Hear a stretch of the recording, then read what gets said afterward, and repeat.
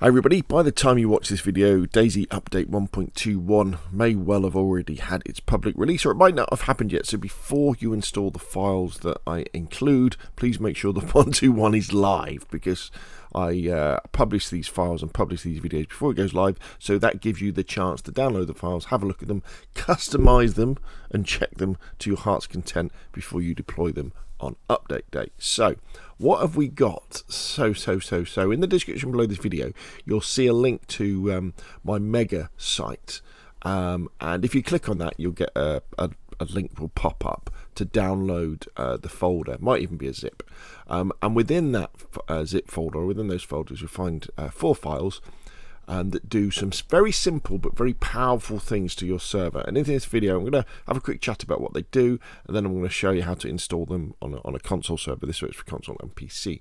So you have the messages.xml file. All this does is just gives your server a I think it's a 10-hour restart, which is fine.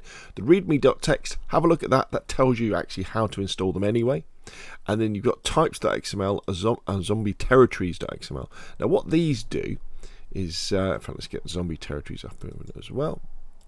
What these do is they half the amount of, basically half the amount of food and drink that is around in the server, and they half the amount of ammunition that is around on the server. So they make it much more difficult to get started and then to keep going if you're relying on finding food. But what I do as well is I half the number of zombies, because one of the things I always feel about DayZ is I always think there's too many infected hanging around. There should be a lot less. So we have half, so that makes that easier. Car and truck batteries spawn with flat and with no power charge. So when you find, if you want to get a car going, not only do you have to get all the bits together for it, you've also got to get a generator and a car battery and connect them, and some fuel and a spark plug, fire them up, and then you can charge the battery before you put it in the car. And one of the biggest things is this simple line here that makes a massive difference, which is all items counted in map, player, hoarder and cargo. So normally what happens is, on a DayZ server, say there's meant to be 10 cans of baked beans on the server. So the nominal is 10. Let's have a look. Here we go. I'll tell you what, let's look at this ACOG optic, for example. There's quite a few of these, so there should be 15 ACOG optics. So this is a weapon site on the server, and a minimum of 8. So they'll start respawning when it gets down to 8. So what normally would happen is a player would pick one up, that would then go in their cargo, or they would put it in their stash, and then the game wouldn't count that again. So it would go down to 14, and that would be it, and then the game would spawn another one in. However, what I've done here is I've changed it so that no matter where the item is, the game will count it. So if someone takes one of these ACOG optics and puts it in their base, the game will count that as still being in the world and not spawn another one in.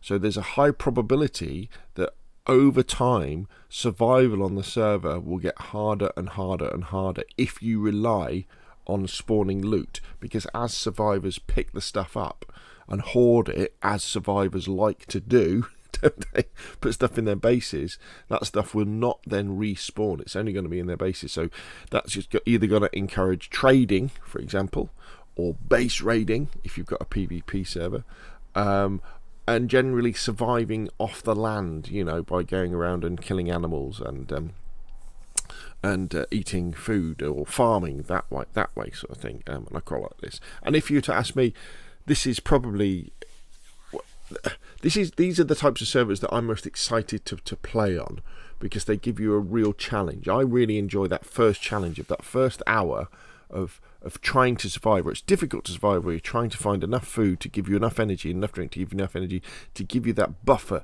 that you can then move inland on Chernarus and then start, you know, getting the equipment you need to survive even more by going hunting for animals and things like that.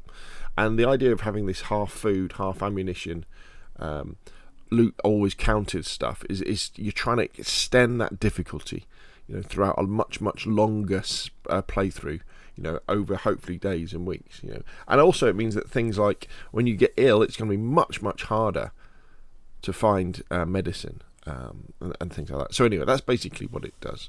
And zombie territories, basically, I just went through and I halved all the numbers of zombies that should spawn, and I prefer it. yeah, I prefer DayZ with less zombies. Okay, so once you've downloaded those files, it's a case of uploading them. So if you're familiar with it, you can just be able to get on. If you're a little bit unfamiliar with how to do it, this is a DayZ Nitrado PlayStation 4 server, and what you do is you go to your general settings first, and you go down to reset mission XML to default. So you would tick that box there. You would then save the server, and then you would then restart the server. Excuse me. Once it's done its restart, untick that and save it again. And what that'll do is that'll make sure all the files, all the other files, they're all updated to 121 when 121 is live. And remember, if you need to check whether 121 is live, what you need to do is look into your server files, look into the type.xml, and look for Crossbow.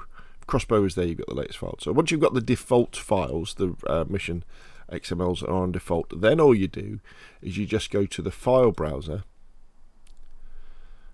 go into the missions folder, so PS missions or XP missions or missions, and then remember these are Chernarus files, and then basically all we have is we've got 3 files we need to upload: the zombie territories, the types.xml, and the messages. So if we go into DB here, and you scroll down and go upload file, and you would upload the types.xml over the top of the existing one. So you upload types.xml, upload messages.xml, those 2 types of messages, get those into that folder, and then come back out, go into the env folder or env directory, and upload the zombie territories.xml. That will then go over the top of that one, restart the server, and that will start to kick in. Now, do bear in mind though that if you're starting from a server that has already had loot spawning on it, so for example, say you had a boosted loot server running, and then you thought, actually we want to go to less loot, I want to install Rob's hardcore files. You install those. The existing loot that has already spawned in the world will still be there, so it's going to take a while for the loot economy to churn it through and then to start to despawn it. Especially if there's not many people on the server, that can take quite a while for it to kind of take on the guise of a hardcore server. If you're starting with a fresh install, where you've reinstalled everything and you've blanked everything and player progress is gone and all the buildings have gone, all the stashes have gone, and you start off with my files, then the server will start off with that. Okay, so there we go. So hopefully you found this useful. And you enjoy the files. If you have, hit like. If you want to see more of the same, press subscribe, and I will of course see you again soon.